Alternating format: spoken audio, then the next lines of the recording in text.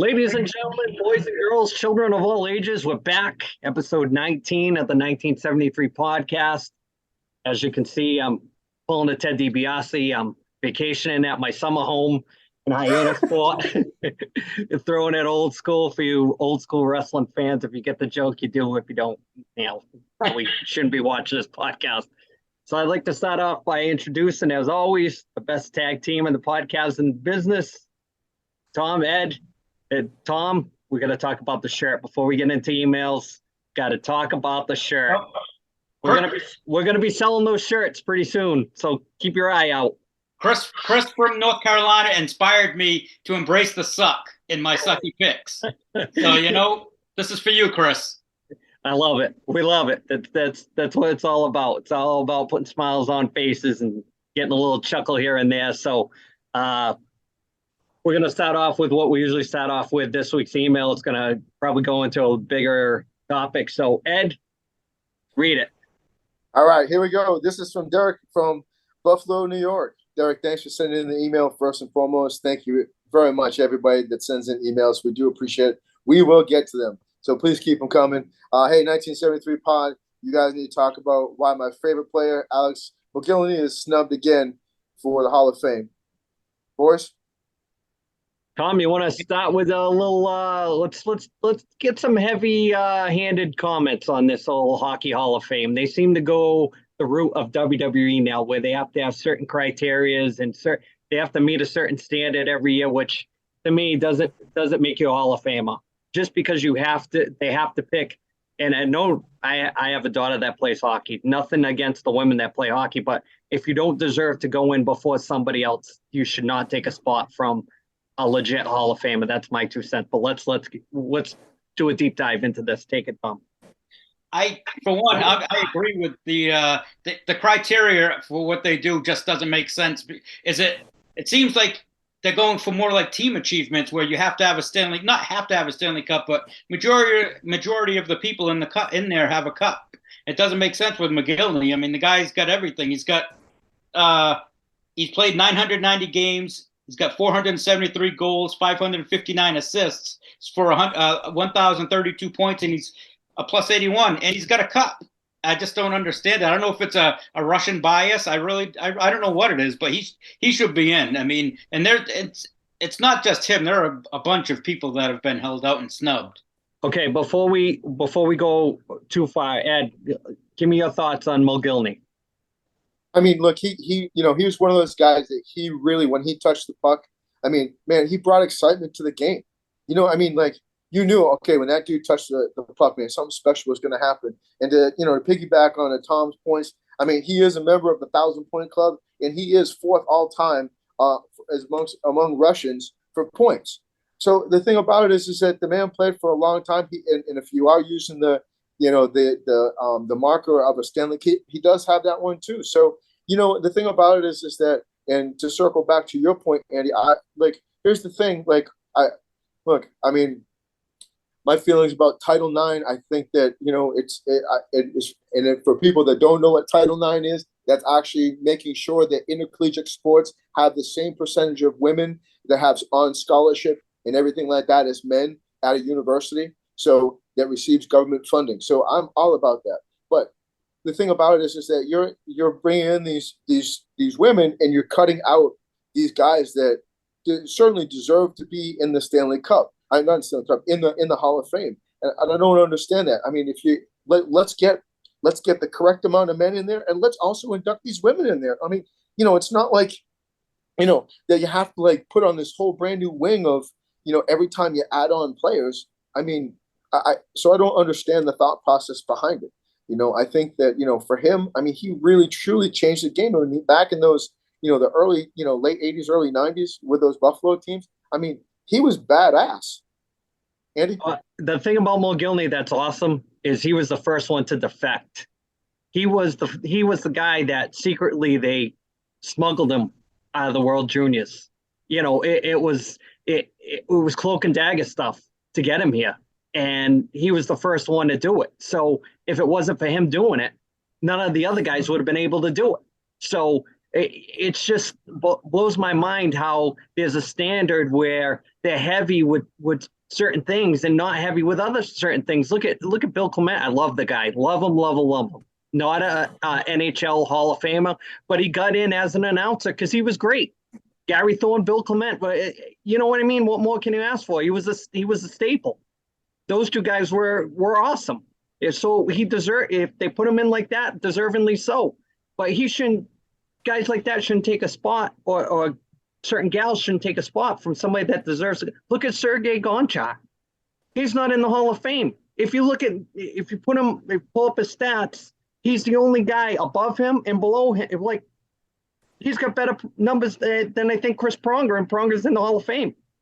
I don't know what it is, if it's a bias, towards certain guys because there's stories about them that we don't know, whether they were pains in the ass behind the scenes. I don't know if they're getting the Jim Rice type treatment, but I don't get the whole deal where, if these guys end in the Hall of Fame, why can't we know? Full disclosure, if the guy was a crackhead, then whatever, say it. But don't leave people thinking that it's a farce to be in the Hall of Fame because it's pro Canada, or you know what I mean? You look at the list of guys that have Hall of Fame numbers compared to guys that are in the Hall of Fame, and 3 of them are Flyers, and it's Brian Propp, John Van Beesbrook, Brad McCrinnon. They have all Hall of Fame numbers that guys are in with the exact same numbers. They're not in. Gonchar's not in. Keith Tkachuk's not in. Ronick's not in. You know why he's not in? Because he's got like the Jim Rice type, personality. They don't want him in because of things that he said or whatever. I just ran into him recently at a signing, and when he went to sign my Blackhawks jersey, he said, "Well, I'm going to leave it for Hall of Fame next year." And I'm like, "Oh, well, he must know something that we don't." Well, guess again, snubbed. He must have thought he was going in, but Tom Barrasso is going in though. I don't get that. I don't even think Vernon should be in if over guys like Van Beesbrook and even Cujo. Cujo's stats are better than Vernon and Barrasso, to be honest with you. Only thing he doesn't have is a cup. Right. It's crazy. It's absolutely crazy. Go ahead, Ed. Well, I'm going to say this. It's like, here's the thing. Like, like we talk about these guys, that are great hockey players, football players, baseball players, and stuff like that. And to put these guys up on a pedestal and make them out to be like they're these deities, like you can't do that. I mean, they're human beings; they make mistakes. And to your point about being a pain in the ass behind the scenes. Look, if you've never been around pro sports or been around something like that, these guys are commodities and they know it. Like, these guys they know that they have a certain amount of time. And the thing about it is, it's like, look, there have been many, many times that management screws over these guys and they window dress it. I mean, we don't have to go that far, with the NFL to, look, and I don't want to go down that rabbit hole, but like, there's a lot of guys that are out there that the way that they were treated and stuff like that, and to the vice versa, there's a lot of times where clubs have tried to help these guys and they don't help themselves. So, I mean, there's two sides to every story. Somewhere probably in the middle there lies the truth. But the thing about it is that the Hall of Fame is he a great hockey player or is she a great hockey player or not? Period. If there is a backstory to it, fine. That's okay. Look, I mean, there are certain things that I would say that would definitely, not allow you to be in the Hall of Fame. One being, betting on sports. I think that kind of really kind of crosses the line, or some sort of, pedophilia type thing, or some sort of like murder/rape charge. Like, those would be kind of like the exceptions. Look, we didn't, for the 3 of us, we grew up, we were kind of children of the 80s. Our parents used to drive around, have one for the road with a roadie between their legs. I mean, the 80s, Studio 54, everybody's, doing bumps of lines off of toilet seats. So, I mean, people in the 80s were not exactly like, holding hands and singing Kumbaya, Yep. Tom, any thoughts on this year's Hall of Fame class as a whole? I had no problem with who they put in. Well, I did have a problem. I mean, I think who got in deserved it, except for I don't think both Vernon and Barrasso should have gotten in, especially in the same year. Their numbers. The voters have to be more consistent with their selections and how their criteria for how they're doing it, because it seems like it changes every year. I mean, it seems this year they wanted guys with cups. Well, Barrasso, if he wasn't with Pittsburgh, with those dominant Pittsburgh teams, he more than likely wouldn't have won the cup. I mean, he more than likely would. I mean, he did have that. He did win the Vezina, I believe, but I mean, I just don't think he had a Hall of Fame career or ahead of some of the guys that haven't been in. I mean, I don't know. I'm just not very happy with the criteria they use. So the funny Tom Barrasso story that is when he came into the league, he was with Buffalo, and on his mask on the back of it, he had AW, and somebody asked him what the AW was on the back of his mask, and he said All World. Yeah. And when Darren Pupa took over, when he left, he put AU on the back of his helmet to spite him. And when somebody asked, what does the AU mean? He said, All Universe. So it's just stories within stories that, you know, if you didn't hear it, you never hear that stuff. So Darren Pupa is definitely not a Hall of Famer, but who knows? 10 years from now, he could be the bee's knees and get in. So who knows? The Hall of Fame is so all over the place, and it's like that with every sport too. It's like it becomes very charitable after a while. So with that being said, let's move on. Let's before we get going with some wrestling talk, we're going to talk Dark Side of the Ring. We're on the cusp of the Forbidden Door pay-per-view tonight, and I want it on record, why you two guys aren't interested in the Forbidden Door pay-per-view. Go ahead. Say it like it is. I'm not going to lie. I'm not paying money for it.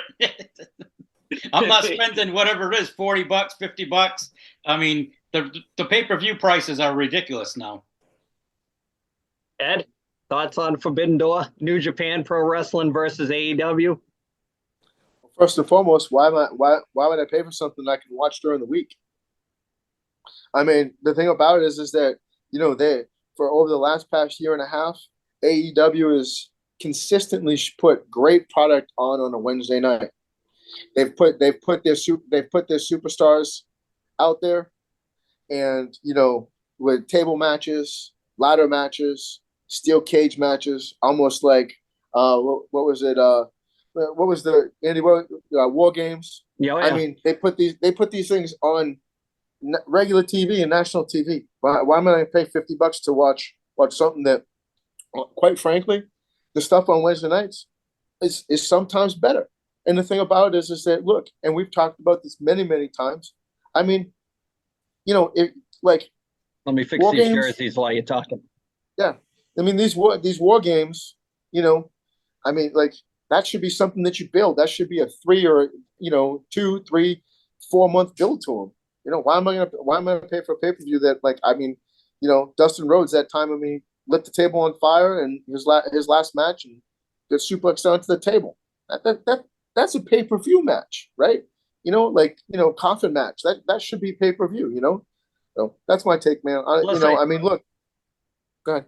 I think those matches too, anything with a gimmick in it should be a blow-off match. You build to stuff like that. You build a crescendo to where you're going with the story. And then with those gimmick matches like that, I know this was a Forbidden Door question, but those gimmick matches, it's a blow-off. One wins, but whoever loses still stays hot to go on to wherever they're going next. That's kind of how it works. And when you got 5 hours now of TV of AEW, and it's tough now. They're splitting the show with Punk's crew is on one show, and then the Bucks crew is on the other show, and it's like, you know, you're making millions of dollars here. Let's get on the same page. If you don't like somebody, that's how it is. Not everybody's going to get along. So, and it's wrestling. It's not ballet. Stuff's going to happen. Tension is good. Yeah, tension is great. Tension is really good. Yep. Controversy creates cash sometimes. That's I think that's Bischoff's book, but you know, that's just how it goes. Tom, thoughts on, you know, that the whole AEW fiasco with Forbidden Door? I totally agree with what you just said. And what I forgot who it was. It was either Kevin Nash or Scott Hall used to say, it doesn't matter if you get along with the guy. If you're both going to make money out of the deal, you got to do business. It's just good business. So it's just, right. These guys need to put that stuff aside and do business with one another, because that is a match that people would want to see, is that those Punk's crew and the Young Bucks crew and Omega. I mean, that is something I think fans would all want to see. And I think it's probably their best, their most like money match right now that they could do. I think they should save it if they're going to do it for Wembley Stadium. What is it? Is it All In? Is that the one that, or All Out? One of them. But they got to fill that stadium somehow, and they got to do it with some kind of thing. And are there going to be surprises tonight? Is Sasha Banks going to show up? Is Drew McIntyre going to show up? There's things. I heard that the partner for Sting and Darby Allin is it John Morrison? It's they announced it last night. I think it's going to be Naito. Japanese wrestler. Okay. Oh, they couldn't just give you a surprise. Morrison is there. He showed up, and he's actually with QT Marshall's crew. Oh, okay. The Curtain Jerkers. Yeah. The Curtain Jerkers. Johnny Television or whatever his name is. Johnny TV. The thing that's crazy about the Forbidden Door thing is the concept is great, but I don't like the New Japan thing. Maybe one match from there, but you would think that the concept is working with WWE and getting somebody that they're not using and have them come in and do an appearance, and the concept would be great, but it's not utilized correctly. So I mean, it's just if that's the case, is it just to get the Japanese wrestlers over in the US? So whatever. With that being said, let's skip to Dark Side of the Ring. This week, great one. A pure maniac. This guy was definitely unstable. Matt Bourne, definitely issues, problems with almost everybody he worked with. Ed's favorite character, Big Josh, with the axe handle. He was a big fan in the early 90s. I know it. Firebreaker Chip and those guys, that was Ed's WCW right there. So thoughts on Dark Side of the Ring? Ed? I mean, I honestly didn't watch it. I mean, I watched the Eddie Graham stuff, and I thought that was pretty good. So, I don't really have a lot to talk about this other one, to be honest with you. Yeah, I thought there was some interesting things that I mean, it's like back in the 80s with those poor guys that you see more and more of those guys were all involved in drugs, hard drugs, and the travel schedule is probably the majority of, working 200, 300 days a year. Those guys had to do something to get by, and they got hooked on all that stuff. And he was a mess from what they were talking about in that thing. I mean, he was certainly on everything. And they say he probably didn't do a match clean. I mean, that's scary and it's a miracle that nobody got hurt while they were in the ring with him. The story about Matt Bourne that I always heard, and I cannot believe that they did not touch on it, especially after the Grizzly Smith stuff, was when he was I'm not sure if it was Georgia or Mid-Atlantic, he ended up having to leave there because he got an underage girl pregnant. Mm-hmm. And there was at the time, it was like a huge thing. And I don't know if it was, I don't know why they didn't touch on it, because, it is called Dark Side of the Ring.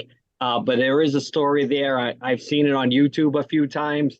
I don't know if Ole Anderson tells the story where he had to send him packing quick because people were looking for him or something like that. But to their discredit, if they covered that up and they just shushed him away, I know it's not their problem, but they got rid of him. They probably should have pressed charges for that or whatever. He should have faced some kind of penalty for that. But he seemed like, that the gimmick, it just kind of fit that whole Doink thing, huh? He was like a good fit for that. And I didn't even realize how Steve Keirn was the first guy to fill in for him. One of the characters that Steve Keirn never really talks about. You'd think Steve Keirn in WWE, you always think Skinner. You never think Doink. But, thoughts on that character, Tom? Did you like it? Did you not like it? I didn't mind it. I mean, I'll be honest with you. And I mean, the guy could work. He did a lot of work. I mean, he was a good worker, and he made everything he could work. I mean, it was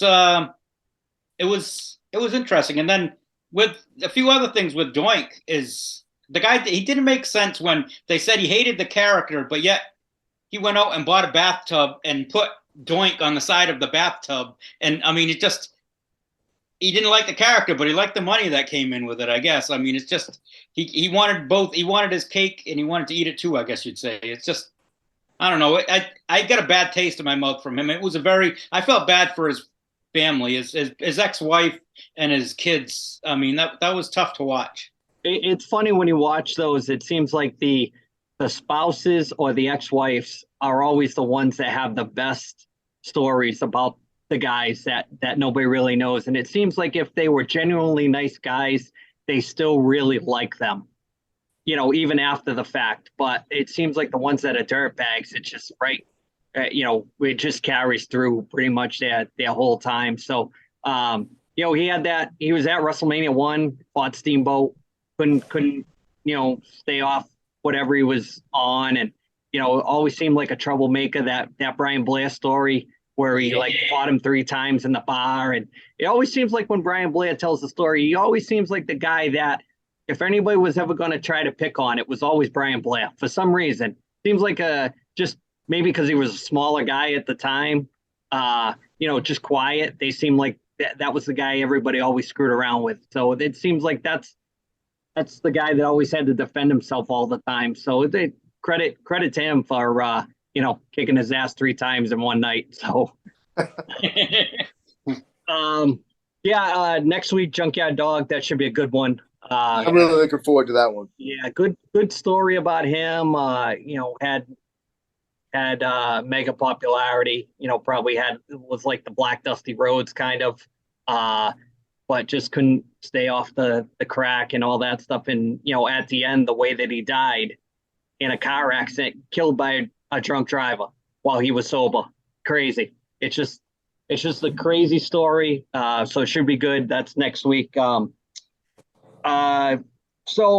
Tom, want to hit us with, you're sponsored by your shirt. So let's do this some justice. I wish I had theme music to play before, dun, dun, dun, dun, dun. The world-class theme music. All right. Yep. Let's get ready to embrace the suck, people. Tom's shitty picks. That's going to be Tom's shitty picks. Write that down. Write that down. It's Tom's shitty picks. Write it down. Write it down. I want to say that last week I nailed it with Juan Soto. He had 31 points going into actually last night and today. I don't know what he did last night, but he had 31 points. He had 3 home runs and 6 RBIs. I nailed it with him. This week I'm bleeding Dodger blue, and both my picks are Dodger players. I'm going with Freddie Freeman as my hitter. They're playing on the road for both series. He's playing in Colorado, and he's playing against Kansas City. I think he's going to rack the ball. He's going to smack. I mean, Colorado gave up 25 runs last night to Anaheim. So, I mean, I think he's going to have a huge night. And my pitcher of the week is going to be Clayton Kershaw. He's pitching two games this week. One's against Colorado, one's against Kansas City. Both are weak lineups.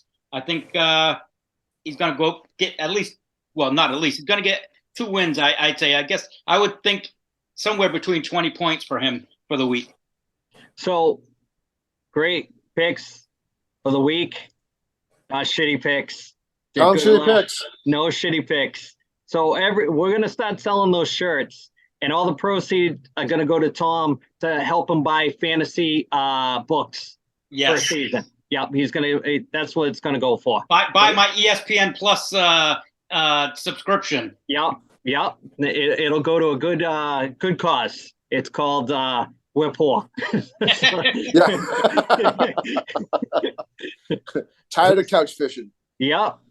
So with that being said, let's do a quick couple shout outs. Ed, we'll start with you. Do you have any shout outs this week that you want to mention? I do. It's kind of a sad one. Just want to let you know that yesterday we lost a good one. A guy named John McDougal. I trained with him quite a bit down here.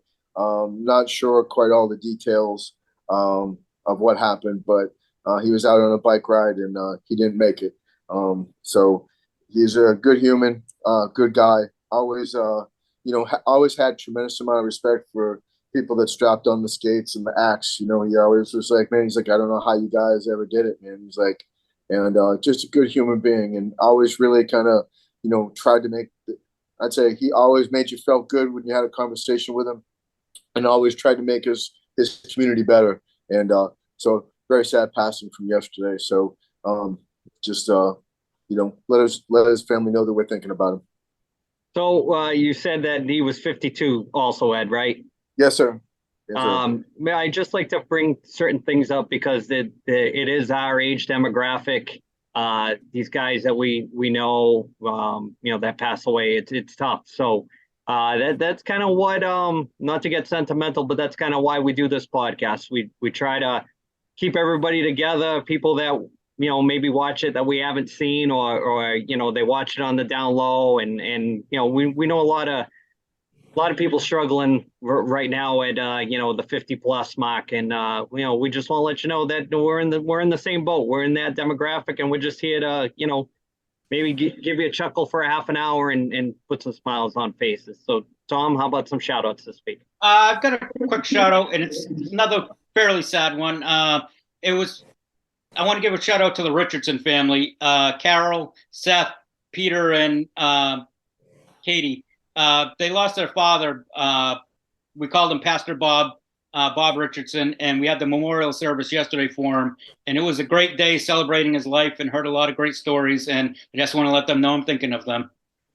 And I just want to give a quick shout out to somebody else we know that passed away, not directly, but our buddy Tim, his brother Mike passed away recently, and it was sudden. He was, I believe he was 52, 53.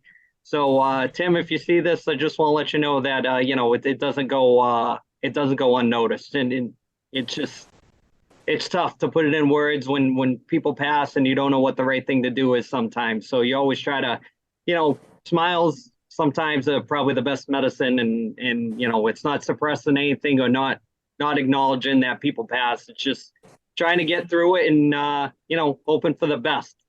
So speaking of the best, we're gonna go with Tom with his CD picks of the week. And Tom, what do you got this week? This week I'm going with some Southern rock, and I'm going to go with the Black Crowes, "Shake Your Moneymaker." It was released in 1990, and it was named, which I didn't know, it was named after an Elmore James song, which I never knew. And so I learned that looking this up this week. And it's got 11 great songs on it. "Jealous Again," "Could Have Been So Blind," "She Talks to Angels," "Thick and Thin," and the one that I didn't realize was an Otis Redding cover, "Hard to Handle." Now, if the Robinson brothers could get their stuff together, I mean, they would have had some unbelievable years of albums. I mean, we've seen them live, Andy and I, and they're awesome. They're just an unbelievable show. Yeah, they are a really good show. I remember when that album came out, it was kind of like, it didn't have a lot of traction, but when "Hard to Handle" was the first kind of single off of that, it kind of gave them the spotlight, which is still in heavy rotation. There's a lot of real good songs on that. Not my favorite Black Crowes album out of the whole mix, but it is a really, really good album. I mean, if you like them, that's the one that I would start with. Seen them live, I think 3 different times, and they're one of those bands that they don't really have a set list. They just kind of play. And as Tom brought it up, the Robinson brothers it's these bands like the Kinks and Oasis, and they have brothers in the band, and they can't get along, and blah blah blah blah blah. I've never seen I'll say it all the time, I never seen a genre where 4 guys cannot get on the same page to make millions of dollars. I don't get it. It's like you tour for just the summer and then call it quits. Like, you go out for the summer, take 4 different tour buses, see each other for 3 hours or 2 hours on stage, and go your separate ways. At least you won't regret it years later. Like, it's like when Peter Criss passes away, because he's the oldest one. I'm assuming he'll probably pass away first. Then they'll praise the guy.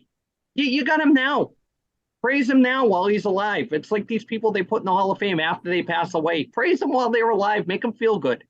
Don't shun them while they're still with us. That's not good human nature. So it's pumping tires, especially when you're older. There's no skins in the game anymore. Peter Chris isn't going to take Eric Singer's spot. That's just an example I'm giving. But make the most of it when you have it, because when they're gone, like the Abbott brothers, Daryl and Vinny, it's not the same. It's the same, but it's not the same. So just make the best of it while you have it. That's my public service announcement. Ed, what do you think of the Black Crowes? I think they're great, man. Some of those guitar riffs to start those songs off, man, they're great. It's like when the guys played instruments to play instruments. Yeah. And to circle back, like to see all these bands with all this dysfunction, it's like, why can't you guys just play? Like, like you travel on these big convoys from city to city to take your point. Like, look, man, you can hop in 3 or 4 different buses. You don't have to be up each other's ass 24/7. But man, these guys really sounded good, and they got a lot of traction. Like after a couple of songs started playing, I mean, as we all know, HJY used to put it in the mix every 3.5 hours. They play the same song over and over and over again. I mean, we all know that. I mean, I was like, it's kind of like one of those things. But to take your point back about, be kind to people that when they're here, I think that resonates very loud for a lot of different people, and you're not guaranteed every trip around the sun. So no, and the worst part about the whole thing is, I'm not saying that you got to be a pushover in life and not stand your ground. I mean, especially our generation, we put up with bullies. There's no bullies anymore. It's a different kind of thing. But if you don't have that little bit of resistance in your life, it makes the little things seem bigger. Like when you go for a job, if everybody gets a ribbon, you're going to be devastated when you don't get a job because they're only taking one. You're not creating 7. That's how it is. It's lost. And here's our Gen X rant for everybody that thinks Gen X isn't tough. We're the last of the great ones. We're the last ones. We are the last ones that are built tough. Nobody else is built tough. And not anymore. We were raised tough. Always tough. Even if you grew up and you weren't tough, that's not what I'm talking about. I'm like mentally strong, common sense, able to handle a situation. And it's not always a verbal altercation or a violent or anything like that. It's able to handle yourself. That's lost. Yep. It's lost with I don't want to foo-foo anything social media wise, but this platform gives us a chance to say we are the last great generation. Yeah, I don't think you guys can argue with that one. Ed? No agreement, no disagreement there. But think about who our grandparents were. They were the greatest generation. Yeah. Oh well. Hey, listen. If it wasn't for certain people fighting for whatever cause, we wouldn't be able to do what we do. So, that's right. Absolutely. Yeah. You say potato, I say potato. You can't argue over it. It's the same thing. So, that's right. With that being said, next week special episode 20. We're gonna try to get something. Oh, can't believe we're there already. Hopefully we're gonna do something. We'll talk about some stuff. Got the NHL draft coming up. Other things to talk about. So with that being said, we're going to sign off for this week. So for Tom, Ed, me,